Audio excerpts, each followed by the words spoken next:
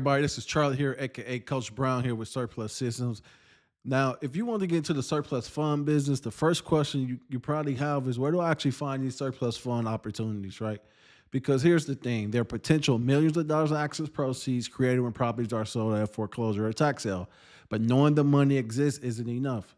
You need to know where to look, what records to look for, how I determine whether there is actually money available, and then how do I actually identify the person who may be entitled to those funds. So in this video, I'm gonna walk you through the entire process. I'm not doing any gatekeeping. I'm going to give you the gems as they come. All right. So for an example, right? Let's say a property goes to a foreclosure sale. The amount needed to satisfy the debt is cost is 200,000, but the property sell for 250,000. That potentially creates a $50,000 of excess proceeds. Now, that doesn't automatically mean someone can just walk in and collect the $50,000. There could be claims, liens, procedures, deadlines, and other requirements depending on that state. Okay. But that's the opportunity we're looking for. We're looking for cases where access money exists and someone may be entitled to the claimant. Okay. So, what you need to do now, what we need to do is we need to choose our market. Now, when you are a very, very beginner, I see a lot of beginners get this wrong, and that's what like prompted me to want to create this video because I get emails pretty much every single week of people coming up with these basic questions, right? So I kind of want to record this video for you, and hopefully I can help give you some insight and solve it, right?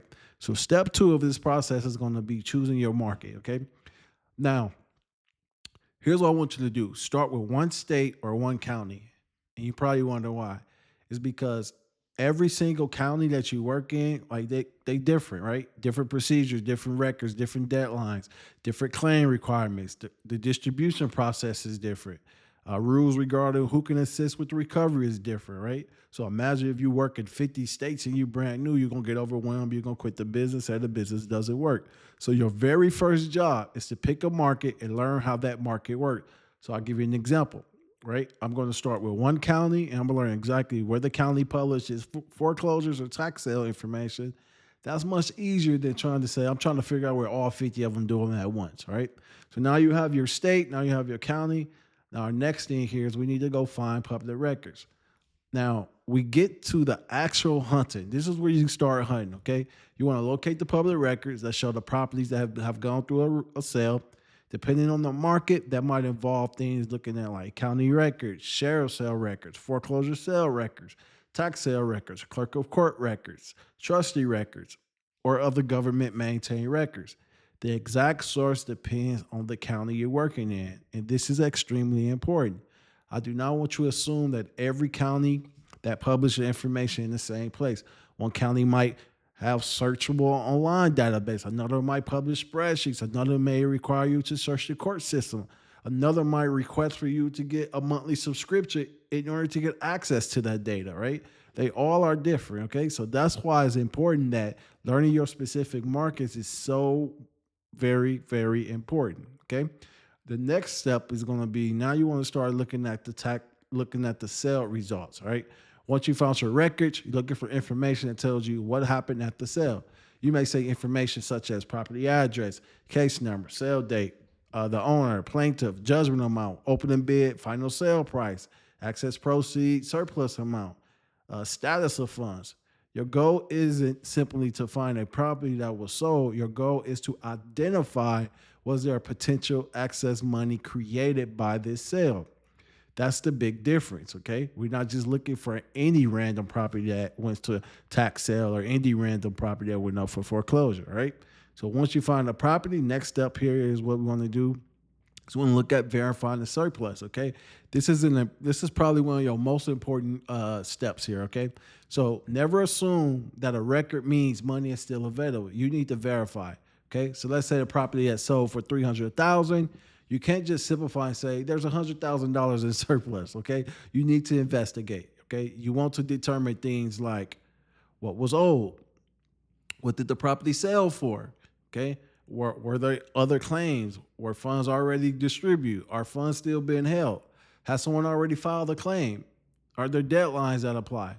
This is where the research separates the real opportunities from the junk records, all right? I know everybody tell you the business is easy, But once you start putting these systems and things into place and you start getting familiar with that one county you're working in, it just becomes a breeze for you, right? You don't even notice the work you're doing because you're able to do it so fast, right?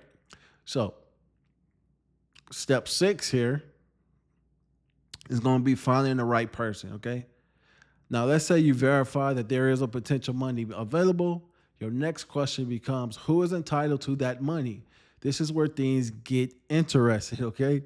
The person listed on the property record isn't always necessarily the person that's ultimately needed to deal with. There can be former owners, there could be estates, there could be family members, okay? There could be so many things, trustee, businesses, multiple parties, other parties with potential claim. So you need to research and record carefully, okay? If you're not getting the theme is research, okay? So that way, once you get on the other half of the business, you're not like pulling your hair out, okay? So remember what I just said, research, right?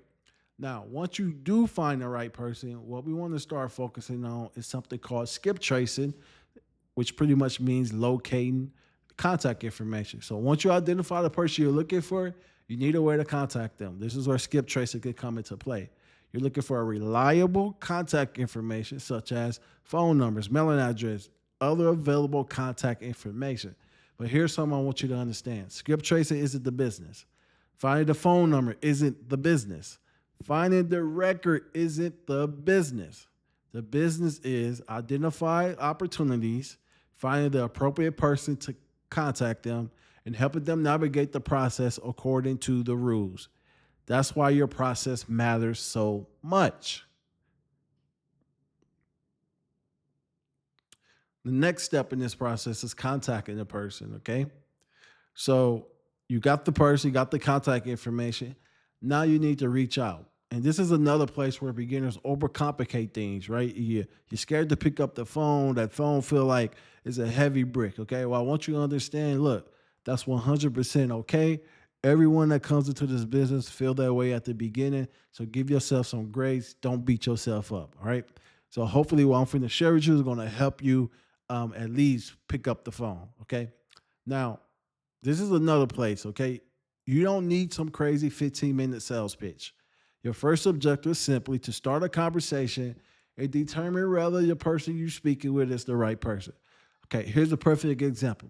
Hey, John, my name is Charlie. I'm reaching out because I was researching a property connected to you. I believe that there may be funds associated with the sale. I want to see if you've already been in contact about this. That's it.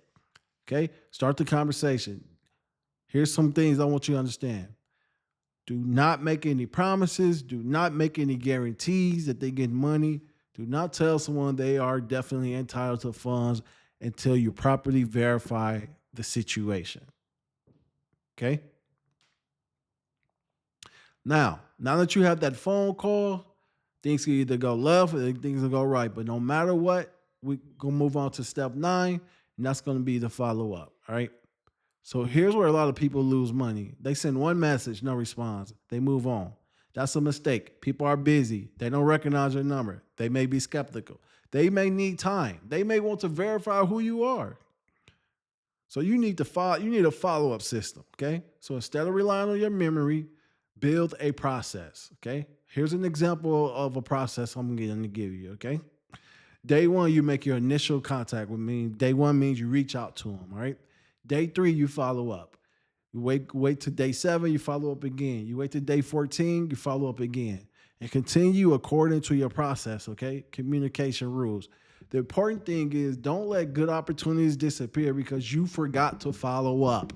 So put a system in place so you consistently follow up, okay? Step 10 is this. It's important that you help them through the claim process. Once someone is interested, the process doesn't stop. This is where your knowledge becomes extremely important. Depending on the county you're working in and the situation, there may be claim forms, affidavit, identification requirements, court filings, deadlines, supporting documents. Some may say, hey, we need an attorney involved.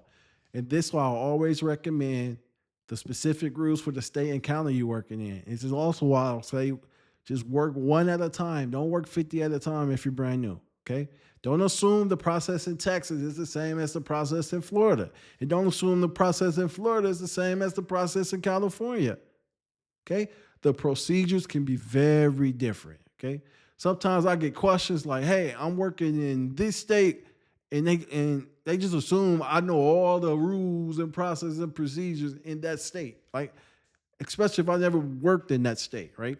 But with Chat GPT, AI, Google, we should be able to find this information like that. All right.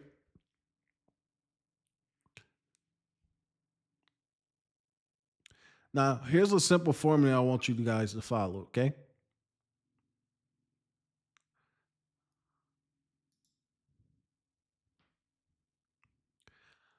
So let's simplify everything.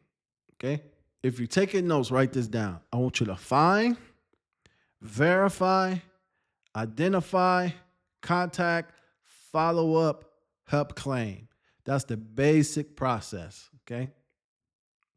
You find the records, you verify if the potential money is there, you identify the right person, you contact them, you follow up, and you help them navigate the claim process. That's the business. Now, here are some of the biggest beginner mistakes I see. And they think I just need a list of surplus funds. No, a list isn't a business. You need a system. Because imagine you have 500 records. What happens next? Where do you put them? How do you track the owner? How do you track the cases? How do you know who you contacted, who responded, who needs follow up, who signed, which cases are still active, which funds already have been claimed? And this is where having a CRM and a structured workflow becomes extremely valuable. And that's actually why one of the reasons we built surplus systems. Instead of trying to manage your surplus fund business through spreadsheets, sticky notes, random phone numbers, and a bunch of different tools, you can have all your leads, contacts, follow-up, communication, and workflows organized in one place. Because finding opportunity is only step one. You need a system to be able to work those opportunities, okay? Now, if you're brand new to the surplus fund and you want me to take you through the process step by step, I put together a free surplus fund course. I'll show you the fundamentals you need to understand and get started, include how to find opportunities, research them, how to contact the people, and build the business properly. I'll put the link down in this video down below, so go ahead and grab that free training, all right? And if you're already doing surplus fund business and you want to see how we can help people organize and automate the business, I'll also put a link to surplus systems below. But here's what I want you all to remember. You don't need to start in 50 states. You don't need 10,000 records.